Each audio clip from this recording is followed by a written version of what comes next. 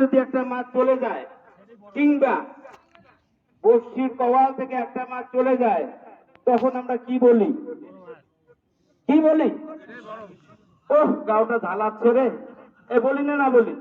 এ বলি না বলি? গাওটা ঝালাচ্ছে।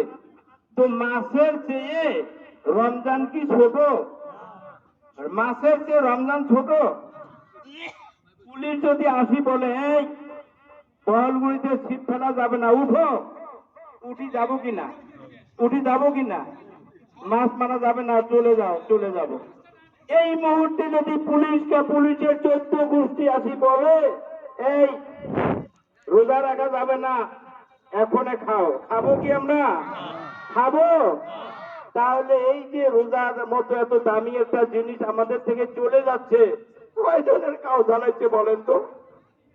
গাও ঝালাইছে আমাদের।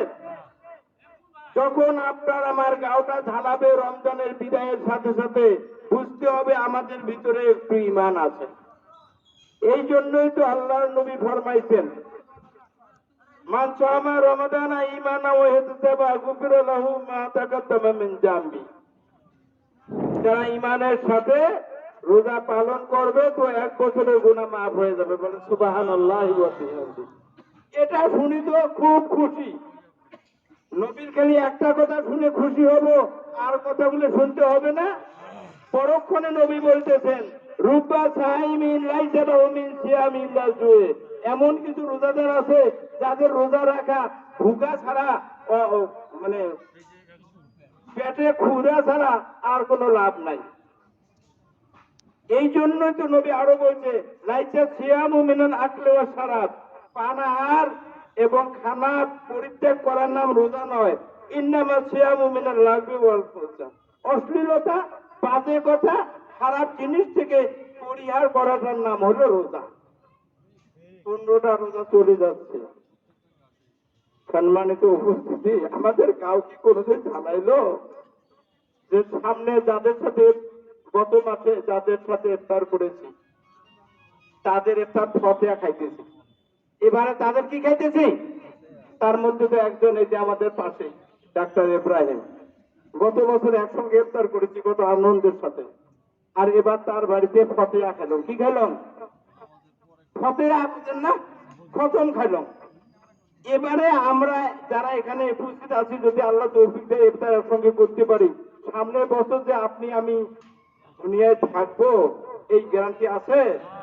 নাই। এই জন্য বাকি দিনগুলো আল্লাহ রাসূলের পথে কিভাবে পাড়ি জমা যায় এই কামনা রেখে। আর 2 নম্বর কথা হচ্ছে, আমার একটা খালু ছিল, একটা কেসটা শোনেন, একটা কেসটা শুনবেন না? একটা কেসটা শুনেন। আমার একটা খালু ছিল, নামটা হলো কষান টানা। কষান টানা বুঝেন? এই ভালো করে শুনেন, এই শুনেন না কেন? আরে জোর করে শুনেন। নামটা ছিল কষান টানা। কি নাম? কষান টানা। কেন কষান টানা কাকে জানেন?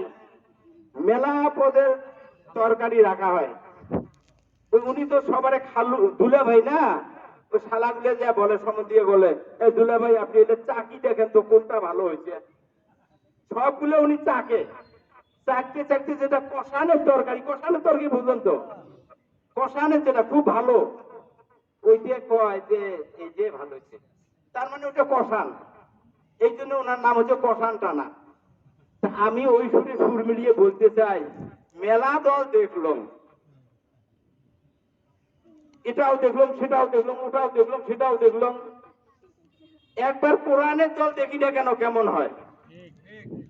এসবে রাজি আছেন? মুখে রাজি দেখলে হবে না, আর তুই দেখাইতে হবে আমরা কোরআনের দলকে চাই।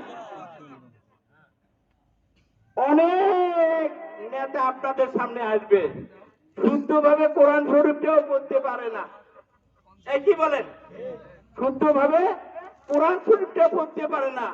আর আমি ইমাম সাহেব হুজুর, আমার পিছনে মানুষ কত নামাজ পড়ে, আমি আবার ওই দলকে ওই নেতার পাশ পায়ে দৌড়াই। কেরাত করবে বলে কেরাত করবে পায় না, তারে দলত ইমাম সাহেব দৌড়ায়। কেন? আপনি ইমাম সাহেব, আপনার মুক্তাদি সহ যিনি কোরআন শরীফ পড়তে পারে, কোরআনের কথা বলে, তাদের পিছনে দৌড়াইতে হবে, তবে তো আপনি পূর্ণ ঈমানদার। তাহলে আমরা সবাই ইনশাল্লাহ সেই দলে যাবো তো ইনশাল্লাহ। একটু পরেই দেখবেন যে আমাদের প্রধান অতিথি এমপি মনোনীত প্রার্থী আপনাদের সামনে সুন্দর কথা বলবে, দেখবেন কোরআন শরীফ পড়ে পায় না পায়। তো যাই হোক, আমি তো এলাকার ফলাফল সব কথা বলি, এটা এইটুকুই শেষ। এখন